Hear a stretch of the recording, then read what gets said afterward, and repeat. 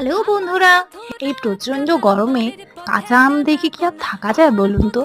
তাই বাড়ির গাছের একটা আম নিয়েই আম মাখা করতে চলে এলাম। কিন্তু সত্যি কথা বলতে আমটা মাখার সময় আমার ইউনিভার্সিটির বন্ধুদের কথা না খুব মনে পড়ছিল। আগের বছর ঠিক এই এমন গরমের সময় আমিও আমার ইউনিভার্সিটির বন্ধুরা মিলে ইউনিভার্সিটির বাগানে সিকিউরিটি দাদাদের অগোচরে আম চুরি করতে যেতাম।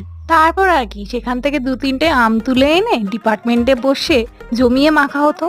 আর হ্যাঁ, ছুরি কাঁচি মশলাপাতি যাই লাগতো সব আমাদের ব্যাগেই থাকতো, কারণ এটা ছিল নিত্যদিনের ব্যাপার। সব বন্ধুরা একসাথে আম কেটে ভালো করে মেখে সেগুলো কাড়াকাড়ি করে খাওয়ার মধ্যে একটা ভীষণ মজা ছিল। আসলে ইউনিভার্সিটিতে কাটানো দিনগুলো মুহূর্তগুলো আমরা কখনোই ভুলতে পারি না।